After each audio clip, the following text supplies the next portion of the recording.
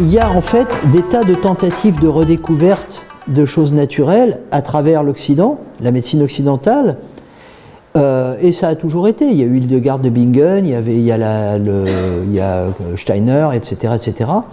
Il y a des gens qui, sur des bases différentes, essayent de reposer des postulats. La naturopathie est venue des Heilpraktiker allemands. On reste dans le monde de blanc, avec une approche, disons, quand même, par exemple, le diagnostic va se poser quand même dans des termes qui restent un peu associés à la médecine occidentale, mais le choix thérapeutique essaye de revenir à quelque chose de plus naturel. Après, c'est des courants, mais il n'y a pas une seule théorie, comme pour la médecine d'Hippocrate, une seule théorie homogène. On est dans des thérapies, tu vois, naturopathie ou des pathies ou des thérapies, quoi. Ostéo, machin, tout ça c'est bien, mais c'est des tentatives de reprendre. D'ailleurs, souvent ils vont piocher dans les médecines traditionnelles pour pouvoir retrouver quelques racines. Après, il faut un tout petit peu, si je puis me permettre, se méfier de certains de ces courants, parce que si on prend l'exemple des Heilpraktiker, par exemple, ça vient Heilpraktiker, ça vient d'Allemagne, et c'était quand même lié à la théorie de la race pure, avec cette idée que plus c'est blanc, plus c'est propre, et plus c'est propre, plus c'est sain.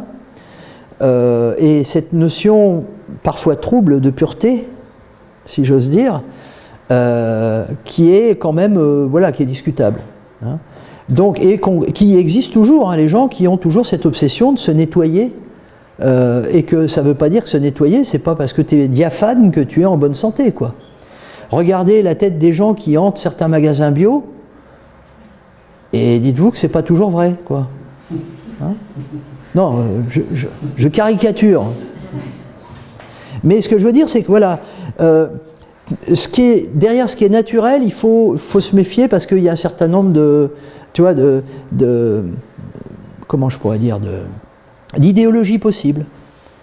Ça ne doit pas être une religion, la médecine. Donc effectivement, tu vas, parce que tu as la macrobiotique, tu as le crudivorisme, tu as le vegan, tu as le machin, tu as le truc, la médecine chinoise, elle va avoir un recul par rapport à tout ça, et les médecines traditionnelles en général ont un recul par rapport à tout ça. Parce que là, on est dans des trucs plus ciblés. Mais tout ça, c'est intéressant, tout ça, c'est riche.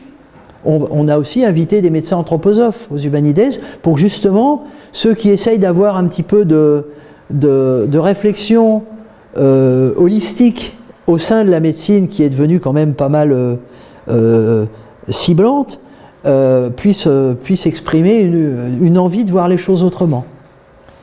Mais voilà, on est dans des thérapies plus que dans des systèmes médicaux, me semble-t-il. Hein, parce que le diagnostic se pose néanmoins en termes de médecine occidentale. Ce qui n'était pas le cas pour la médecine d'Hippocrate. Enfin, c'était occidental, mais c'était pas, ça se posait autrement.